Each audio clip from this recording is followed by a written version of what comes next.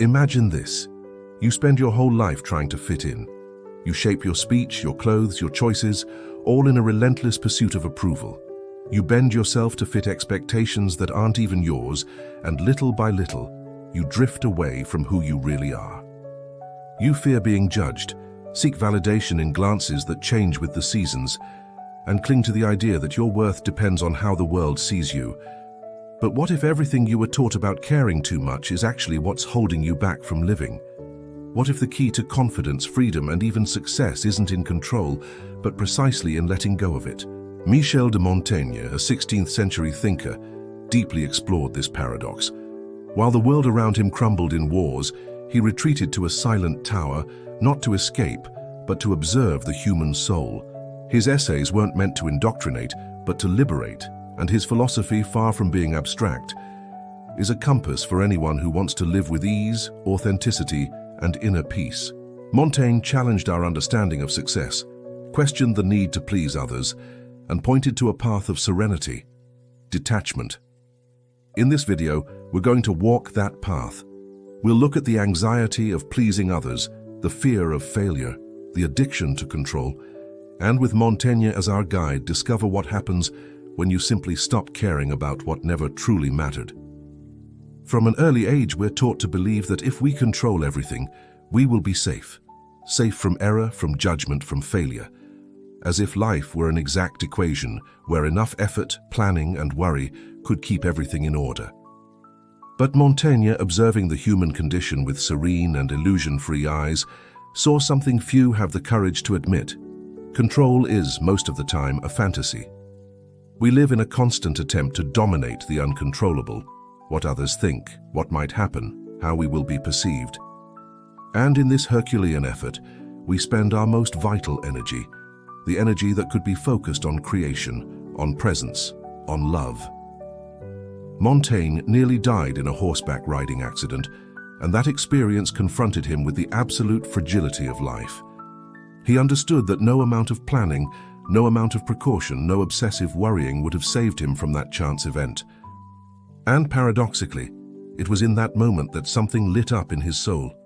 To live is not to control. To live is to accept the flow.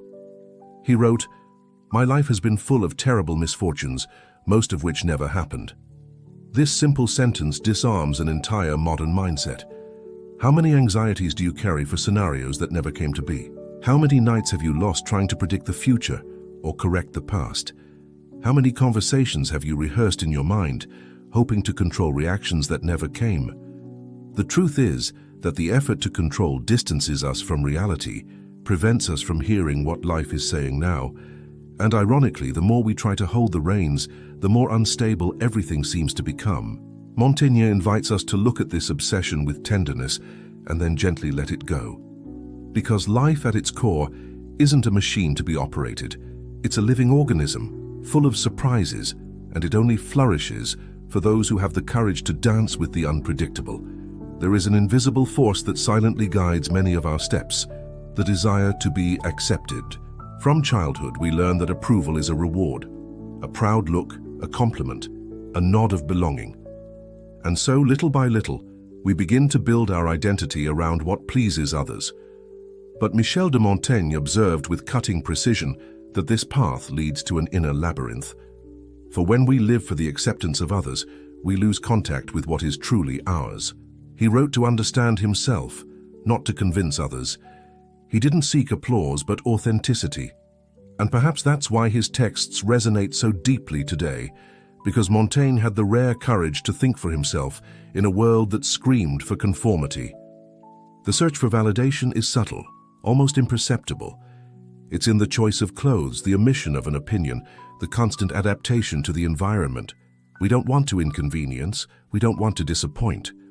But by avoiding the discomfort of others, we place ourselves in a prison.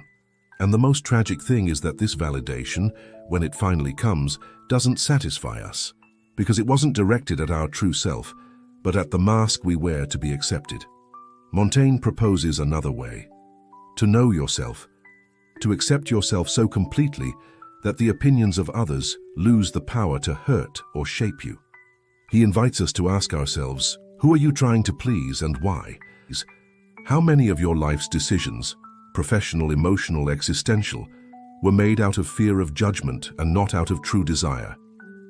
When you stop seeking acceptance everywhere, you discover something rare and precious, self-acceptance. And from there, relationships become more honest, decisions lighter, and life more quietly your own. Contrary to what many think, detachment isn't coldness, indifference, apathy, or an escape from life. Detachment is clarity. It's the wisdom to distinguish between what deserves our energy and what only consumes us. It's knowing when to let go, not because we don't care, but because it's no longer worth holding on. Montaigne wasn't an ascetic or a tragic hero. He was a man deeply aware of his flaws, and perhaps because of that, so wise. He experienced significant losses: the death of 5 of his 6 children in infancy, the premature passing of his best friend, Etienne de la Boétie, and the political and social collapse of a civil war-torn France. The pain and disillusionment didn't make him cynical, they made him more real. Instead of hardening, he chose to withdraw.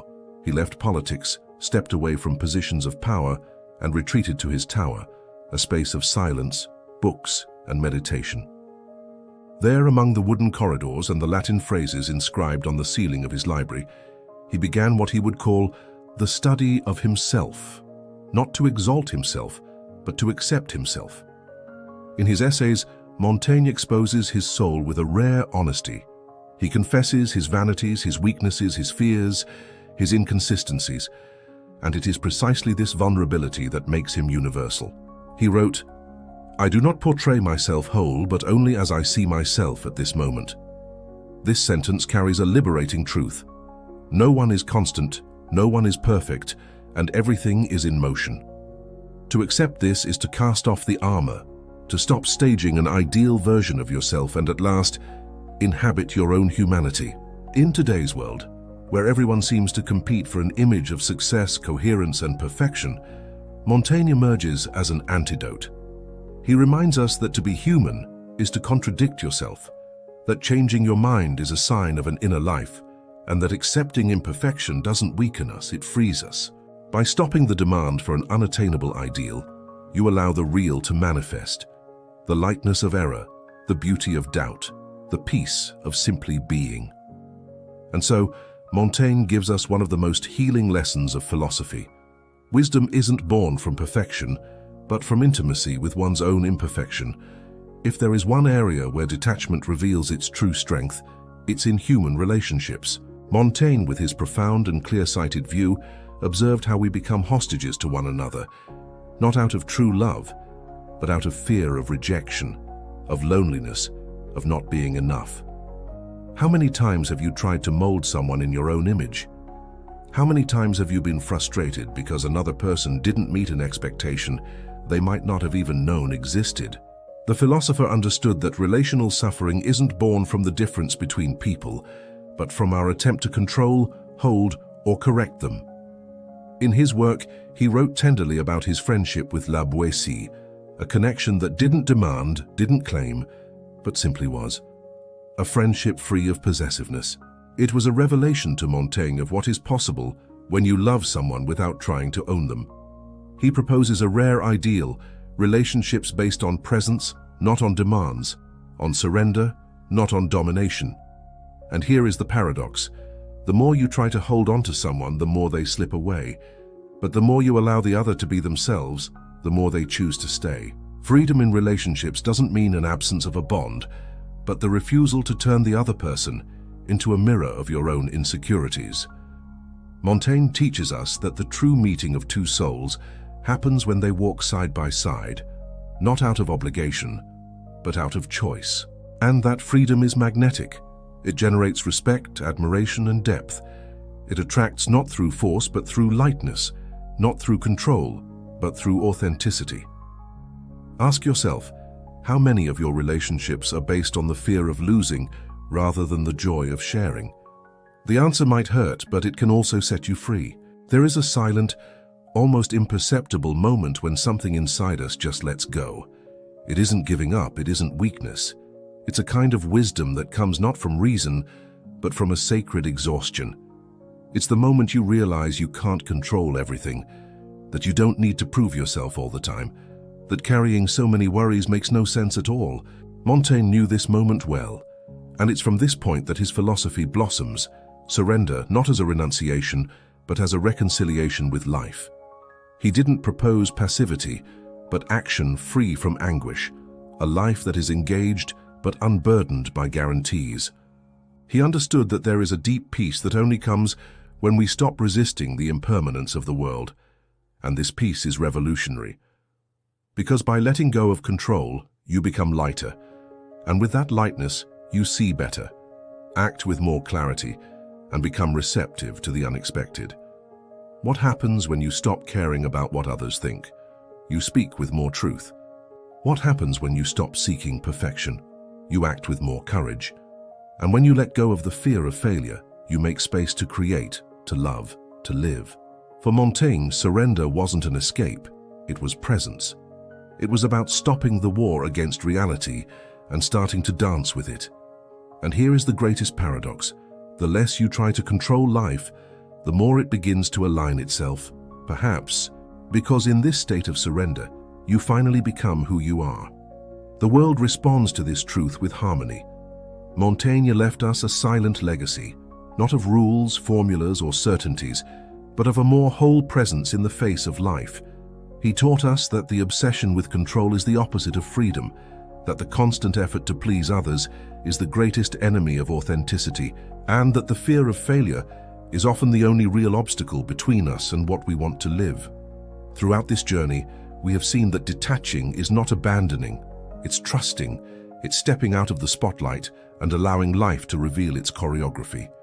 And here is the most beautiful mystery of all. When you stop caring about what doesn't matter, what matters begins to flourish. When you let go of fear, courage comes.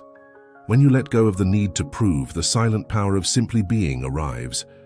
Montaigne doesn't ask us to change the world. He invites us to change the way we inhabit ourselves. And when that happens, the world around us changes too. And you, what are you still holding on to so tightly that it has started to hurt you? What could happen if for just a moment you let go?